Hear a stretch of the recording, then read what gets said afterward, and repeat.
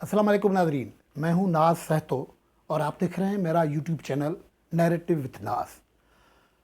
नाज़रीन, अब पाकिस्तान में जो हुकूमत है, ख़ास तौर पर मरकज़ी हुकूमत जो है, वो सूबों को जिस अंदाज में डील कर रही है तो हमें 70 से पहले वाला दौर याद आ रहा है।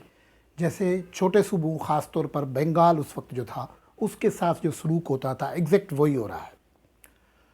कुछ दिन पहले 16 जनवरी को कराची कोऑर्डिनेशन कमेटी का एक इजलास हुआ है। उसमें हुआ यह है कि सिंध के चीफ मिनिस्टर, ये इजलास हुआ है सिंध के चीफ मिनिस्टर हाउस में। सिंध के चीफ मिनिस्टर की वहाँ मरकज़ी हुकूमत से वास्ता ताल्लुक़ रखने वाले एक वफाकी वज़ीर, जो इत्तफाक से पहली मरतबा ही वज़ीर बने हैं, उन्होंने अगर कम अज़ कम और छोटे से छोटा लफ्ज़ इस्तेमाल किया जाए तो वो ये है कि चीफ़ मिनिस्टर की मरकज़ी वज़ीर ने चीफ़ मिनिस्टर हाउस में बेइज्जती की है। और सूरत हाल ये है कि उसका दूसरा रुख ये है कि ये हम जो कंप्रोमाइज़ करते हैं अपने प्रिंसिपल्स पर और अपनी परफॉर्मेंस नहीं दिखाते, और करप्शन और दूसरे मामलात में जब कमज़ोर हो जाती हैं पॉलिटिकल पार्टीज़, तो उनके पास रास्ता ये रह जाता है कि सिंधी में एक कहावत है कि चोर जी नानी कुंड में रोए, यानी चोर की नानी कोने में जाके रो सकती है। चीफ मिनिस्टर ने एक माजरत खाना किस्म का ख़त लिखा है। इस स्टोरी को आज मेन स्ट्रीम मीडिया में भी डिस्कस किया जा रहा है और लेटर्स अब सबके पास आ गए हैं, वो पब्लिक हो गए हैं।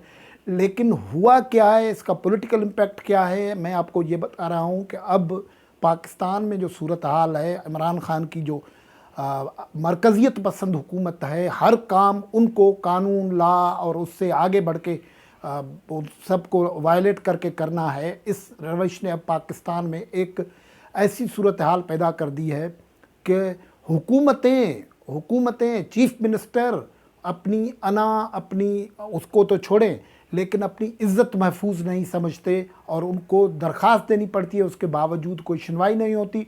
उसके बाद वज़रा छोड़े जाते हैं, वो अलग अलग गुफ्तगू करते हैं। आज इस हवाले से गुफ्तगू करेंगे। इसके सीरियस किस्म के पॉलिटिकल कॉन्सिक्वेंसेस अगले दिनों में आने हैं और इस मामले में संगीन सूरत हाल तो ये हुई है कि वैसे ये जो चीगवेरा बनते हैं, इनकलाबी बनते हैं पाकिस्तान पीपल्स पार्टी के लोग, वो खामोश बैठे हुए हैं और उन्होंने अब तक कोई फार्मल बड़ा एहतजाज भी नहीं किया है। गुफ्तगू को आगे बढ़ाएं उससे पहले मैं आपसे ये कहना चाहूँगा कि ये यूट्यूब चैनल जो है उसको सब्सक्राइब करके देख लें हमारे व्लॉग्स। अगर आपको पसंद आते हैं तो उसमें ज़रूर शरीक हो जाएं, डिस्कशन में शरीक हो जाएं, कमेंट सेक्शन में शरीक हो जाएं, लाइक करें, शेयर करें। नाज़रीन, पाकिस्तान में आपको पता है कि शुरू से एक मरकज़ियत पसंद सोच रही है और उस सोच ने पाकिस्तान के क़याम से लेके बड़े मसाइल पैदा किए हुए हैं। उसमें यह था कि एक मखसूस ज़बान को उन्होंने नाफिज करना चाहा था। 48 में ख़ुद बानी पाकिस्तान ने यह मुकफ़्ता अख्तियार किया था। उसके नतीजे में बंगाल उस वक्त जो ईस्ट पाकिस्तान था उस पर फसादात हुए और मामलात हुए। फिर यहाँ सिंध में ये हुआ कि अयूब खोड़ो साहब की हुकूमत ने जब इंडिपेंडेंट प्रोविंशियल ऑटोनॉमी की बात की तो उसकी हुकूमत ख़त्म की गई और उस वक्त कुछ लीडर हजरात थे जिनको बड़े बड़े नामों से याद किया जाता है, उनका रोल भी सबको पता है। लेकिन बाद में जब बांग्लादेश के लोगों ने भाई कहा कि ये हमारी प्रोविंशियल ऑटोनॉमी है, ये हमारे हुकूक हैं, उस पर आप बात करें, तो उनको कहा गया गद्दार हैं। जब बांग्लादेश की असेंबली स्पीकर्स ने बात की तो उनके साथ जो कुछ हुआ वो तारीख़ का हिस्सा है।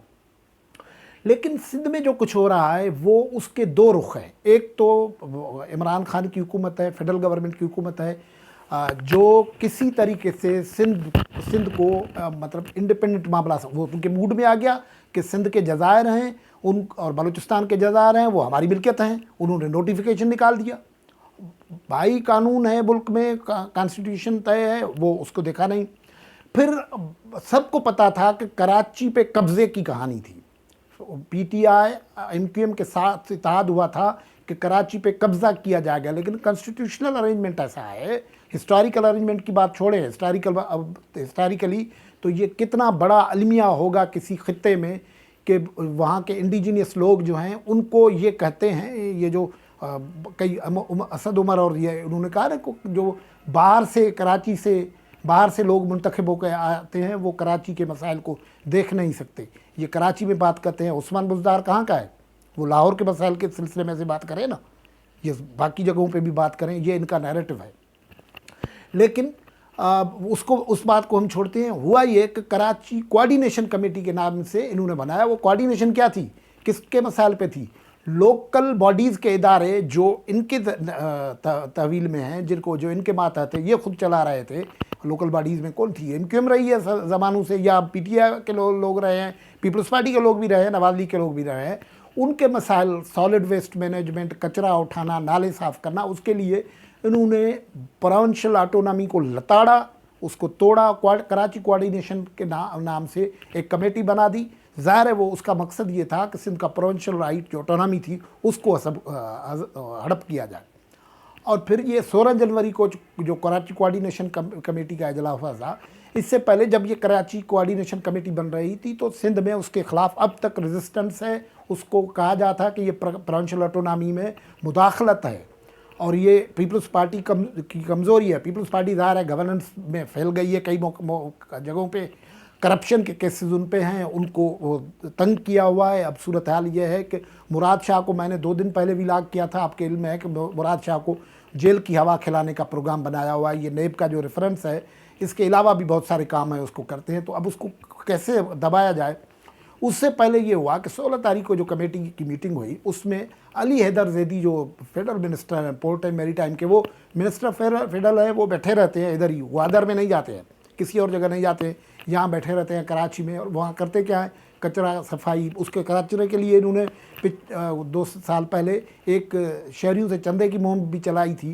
اس کا کیا ہوا اس کو کچھ پتہ نہیں ہے، لیکن وہ کمیٹی کی میٹنگ میں جہاں دوسرے ایجنسیوں کے اور لوگ بھی بیٹھے ہوئے تھے، چیف منسٹر سے جو ہمارے ذرائع بتا رہے ہیں، مخاطب ہوئے اس انداز میں کہ آپ بتائیں کہ یہ ویسٹ مینجمنٹ اتھارٹی اور سندھ بلڈنگ کنٹرول اتھارٹی کو کب ڈیوالو کر رہے ہیں۔ سارا زور ڈیوالو پر ہے نا، ڈیوالو صوبہ کے لیے کچھ مانگے تو NFC کو مرکز میں چلے جانا ہے، لیکن سندھ صوبے کے پاس جو کچھ ہے وہ اسے چھیننا ہے۔ یہ ان کی سوچ ہے، یہ ان کی فلسفی ہے، وہ ڈیوالو کر رہے ہیں۔ تو انہوں نے کہا ہم کر لیں گے، کانسٹیٹیوشنل طریقہ ہے، چیف منسٹر نے کہا۔ تو اس کے بعد ان کے ساتھ دھڑپ ہوئی ہے۔ جو ہمیں اطلاعات ہیں، جو کمیٹی کے شواہدین اور جو گفتگو سے بات ہو رہی ہے کہ بدتمیزی ہوئی ہے۔ بدتمیزی کا آپ اندازہ تو لگا سکتے ہیں، یہ عام حالات میں بھی گفتگو کرتے ہیں تو بدتمیزی اور بد اخلاقی کرتے ہیں۔ اور یہ ہمارے چیف منسٹر جو تھے وہ وہاں بڑبڑاتے رہ گئے، اور علی زیدی صاحب نکل گئے۔ وہ خط انہوں نے، چیف منسٹر نے 1 پیج کا خط جو لکھا ہے وہ شرمناک قسم کا خط ہے، وہ معذرت خانہ خط ہے۔ ایک کمزور چیف منسٹر ایسے ہی لکھ سکتا ہے، کیونکہ وہ اس کو پتہ ہے کہ اس کو کرسی اتنی پیاری ہو گئی، ان کی پارٹی جو ہے وہ اب اقتدار کے بغیر رہ نہیں سکتی، اس کے مسائل ہیں۔ تو وہ وزیر اعظم کو خط لکھا ہے۔ وہ وزیر اعظم کا خط انہوں نے 5 دن تک ظاہر نہیں کیا، 1 ہفتے تک پیپلز پارٹی نے ظاہر نہیں کیا، لیکن علی حیدر زیدی نے وہ خط ظاہر کر دیا، اور اس کے جواب میں جو انہوں نے پھر ایک اور بدتمیزی کی، وہ خط بھی ظاہر کر دیا۔ یہ ساری، اور اس میں بدتمیزی ساری ظاہر ہے، یہ ساری چیز ظاہر کر رہی ہے کہ یہ میں نے گزشتہ دنوں کہا تھا، مراد علی شاہ کے متعلق شیخ رشید کہہ چکا ہے کہ یہ ٹربل دے رہا ہے۔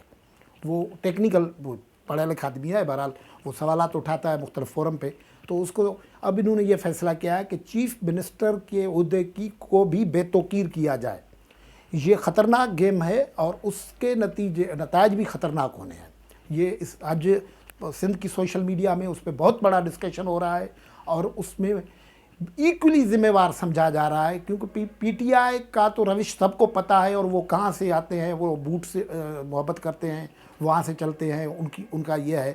لیکن مراد علی شاہ کو عوامی چیف منسٹر کی حیثیت سے بولنا چاہیے تھا، لیکن اب یہ پتہ سب کو ہے کہ مراد علی شاہ بھی ایسی ہی قوتوں کی مدد سے یہاں بیٹھتے ہیں، ورنہ کراچی میں ان کے لیے اب سنا یہ ہے کہ مراد علی شاہ کو جو اسپیس تھا وہ اب کم ہو گیا ہے، کیونکہ غیر سیاسی قوتیں جو ان کو سپورٹ کرتی تھیں، ان میں سے کسی صاحب کا کراچی سے تبادلہ ہو گیا ہے، نہیں ہے، تو اب ان کی مدد نہیں ہوتی، باہر نہیں ہوتے ہیں۔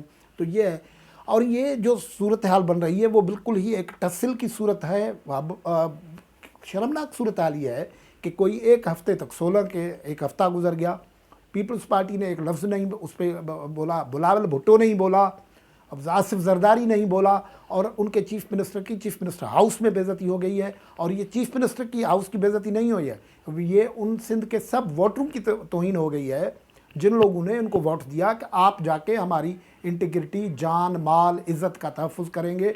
और कॉन्स्टिट्यूशनल निज़ाम है ना, Sindh building control authority devolve कब होगी, इसका किसी मीटिंग में मेरी टाइम सिक्योरिटी के मिनिस्टर, मेरी टाइम इदारे के मिनिस्टर को जवाब देना कौन से कॉन्स्टिट्यूशन में जायज़ होगा? और अगर जवाब नहीं मिल रहा तो ये तौहीन, बेइज्जती होगी। और उस पे सारे मतलब एक लफ्ज़ भी जरदारी नहीं कुछ बोलेगा, बिलावल नहीं बोलेगा। और ये शर्मनाक बात किसके लिए है? ये ऐसे ही होता था बांग्लादेश से पहले।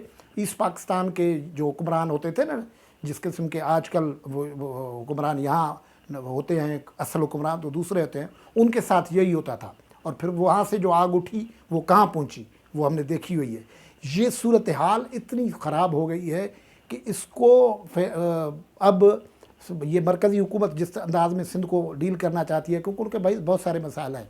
PDM में पीपल्स पार्टी डायरेक्टली इस्टेब्लिशमेंट से राब्ते कर रही है, तंगी उस वजह से भी गालिबन हो रही है, कुछ मसाइल और भी हैं। इसलिए ये सीरियस किस्म का मामला है। ये सिर्फ सिंध और मरकज़ का मसला नहीं है, ये पूरे पाकिस्तान का मसला हो गया है। इसको पाकिस्तान के लोगों को इस पर आवाज़ उठानी चाहिए, देखनी चाहिए, बात करनी चाहिए। आज की गुफ्तगू में यहाँ से इजाज़त, अल्लाह हाफ़िज़।